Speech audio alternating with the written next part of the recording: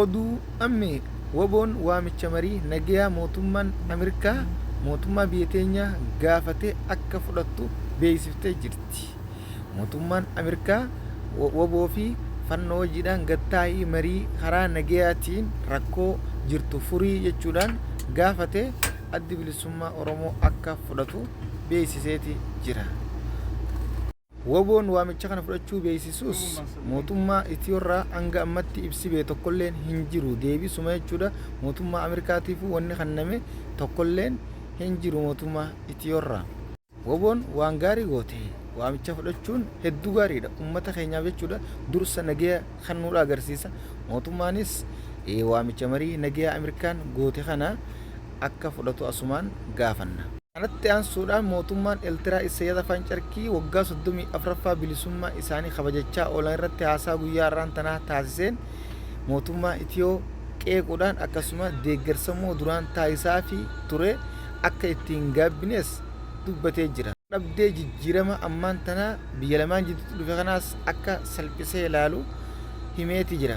Akkasuma mootummaan namtokkeen kun waggaa 34ffaa kophaa isaa bulchaa jiru akka jechuudha deeggarsa Suudaan jidduudha seenee garee takka jechuudha deeggaraa jiru himeeti jira jechuudha. Garee Abdufattaa Alburhaan deeggaraa akka jirus himeeti jira. Kanatti aansuudhaan liqiin baankilee addunyaa Itiyoorraa qabdu gara jechuudha doolaara biliyeena 74 ol akka ta'e dubbatanii jiran. Gara birrii Itiyootti immoo teleriyeena 10 ol akka ta'es himuudhaan ammoo akka qoodamatti namoota 130 jechuudha biyya teenyaatiif yoo qoodamu gara doolaara 556 akka tilmaamamus heeraniiti jiran.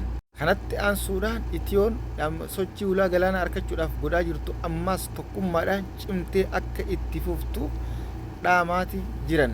Dhimmiti ulaa galaanaa uummata Itiyoo miliyoona 130 akka dhimma lubbuu ta'e mootummaan Itiyoo irra deddeebiidhaan kan dubbachaa jiru yoo ta'u ammaan tan ammoo itti gaafatamaan nageenyaa fi wannaa akka irraan tana dubbatetti dhimmiti ulaa galaanaa Itiyoo jechuudha sochii amma godhaa jirtu kanarratti cimtee jechuudha tokkummaadhaan gara sochii itti jirtuun itti fuftee ulaa galaanaa harkattee mirkaneeffachuudha qabdi jechuudhaan dhaamsa isaa dabarfate. Kanatti aansuudhaan Jawaar Mahaammadiis qabsoo isaa gara feesbuukaatiin akkuma itti fufetti jira. Gama jechuudha uummataan hiriira keessan eegalaa jechuurra gaheeti jira jechuudha.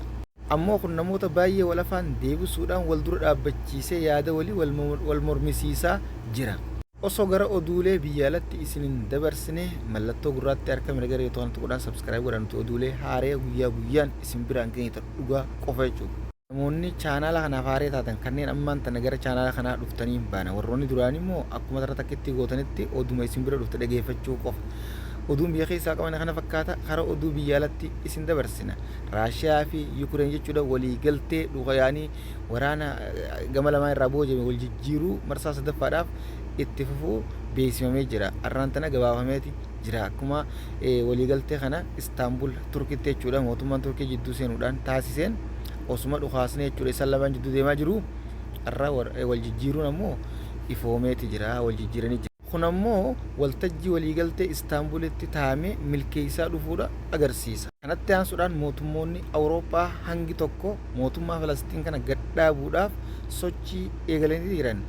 Waliin ta'uudhaan waloodhaan akka jechuudha mootummaan Falastiin beekamtii argatu hanga beekamtii jechuudha Israa'el kannituufitti ejjennoo eegalla kana itti fufnaa jechuudhaanis beeksisaniiti jiran. Rabbiin bilisaa baasu obboleeyyan keenya kan Falastiin kana Rabbiin bilisaa baasu asumaan du'aa itti jabaadhaaf isiniin jenna hordoftoonni kiyyoon. Kanatti aansuudhaan dargaggeessi tokko kan Ameerikaa sababa jechuudha gabaabaa ta'uudhaan jaalalleen isaa jechuudha isa jibbiteef akka luka dheerefatu dirqamee gara jechuudha doolaara miliyoona 80 takka baasuudhaan luka isaa dheereeffateeti jira. Kanammoo sababa jechuudha uumama gabaabina isarraa kan ka'e jaalalleen isaatis waan jibbitee fi namaa gaditti ilaaluudhaan innis akka malee jechuudha fitti yaadda'uudhaan akka jechuudha dheeratu luka isaa akka dheereeffatu dirqamee jira jechuudha miidiyaan guddaan addunyaa Niiwuyoork akka gabaasetti.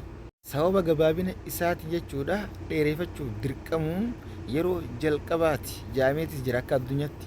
Kanatti aansuudhaan haati ilmoo isii waggaa 44 booda argatte ilmoo jechuudha xiqqee isumaa xiqqishoo akka biraa jechuudha suuqa gabbaatiin dhabde osoo abdiin guuteen osoo barbaaddu waggaa 44 booda argatteeti jirti yeroo isin gara jechuudha magaalaa kututte jechuudha namoonni jalaa fuudhuudhaan bakka biraa geessee achitti isinis guddachaa turte osootuma yaadaan jechuudha barbaaddu osoo karayyuus deemtee suuraa isii waggaa 3 ol jechuudha maxxansuudhaan ajandaa addunyaa guutuu yeroo sanitti gootee jechuudha barbaadaa turte dhabuudhaan waggaa 44 booda argattee gammachuu miira imimmaaniitiin ibsattee jirti jechuudha kun ammoo suurichi yeroo agarsiisutti ijoo miidiyaa addunyaa ta'eeti naannawaa jira osuma oduu dhageeffachaa jirtanii jechuudha namoonni haareenii ammaan tana gara oduu kanaa dhuftan chaanaala jechuudha kana mallattoo gurraatti harka mirgaa kana jirtu kanarratti godhaan subscribe godhaadha hedduu galatooma hirmaannaa keessaniis hedduu namatti tola dafnee jechuudha kuma kudhan haa gunnu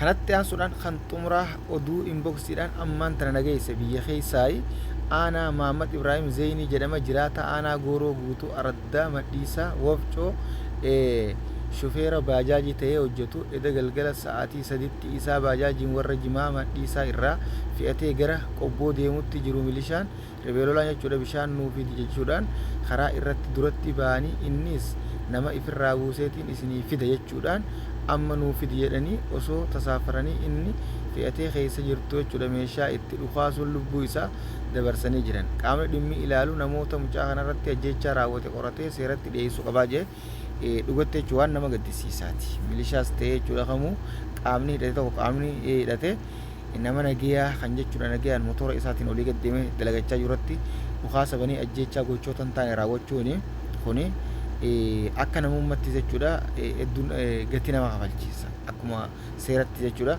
akka namummaattis maali namoonni biyya teenyaa kun maalumaaf jechuudha gochuman taane gochootuma amaanamaa walirra dalaguudhaan beekama kanarraa immoo osoo baay'ee gorfamanii baay'ee gaariidha obboleessa keenya jechuudha kan ajjeefames rabbi rahmataa godhu dhiiga isaa rabbi haa baasu ammoo mootummaan jechuudha qaama dhimmi ilaallatu jechuudha nama kanarratti warreen jechuudha gochoota kana raawwate irratti tarkaanfii cimaa fudhachuudha qabaa jechuudha seeraa dhiyeessee isaanumaa jechuudha meeshaa jechuudha mootummaa irraa eegee uffata mootummaa gara seeratti dhiyeessuudha qaba kanaatu seera jechuudha akkasii kuncuunfaa oduu guyyaa arraan tanaati oduu irraa qabna kana fakkaata kan biraatiin angoolee deemutti sheer du'eetuudhaan facaasaa akka isin odeessu oduu ammeeti oduulee guyyaa guyyaan isin geessu hunda jechuudha argachuudhaaf gara chaanaala kanaa jechuudha dhuftanii ammoo mallattoo gurraatti taraa akka bichaa jechuudha namoonni haareenii nutti dabalamuudhaan subscribe godhan nutti dabalamtan sanbooda oduuleen jechuudha kallattumaan liinkii tanaan seenii liinkii tanaan gattoqii hin jirtu jechuudha bakka uumatti jechuudha mobaayiluma keessatti akka risaalaatti isin dhufti isin ammoo dhageeffattanii jechuudha oduulee addunyaa guyyaa guutuu guyyaa guyyaan jechuudha dhuftu irraa fayyadamuudha waan addunyaan itti ooltus dhaga'uudha kun siyaasaa fi yaani cimina sammuutii fi tasgabbiidhaas yaani namaanii kan itti tasgabbii gizeen jiru sammuu namaa bilcheessaa deemtee jechuudha akkaataa jireenya hubachaa deemuun kanaan isin injaa galatoomaa assalaamu alaikum warahmatullahi wabarakaatu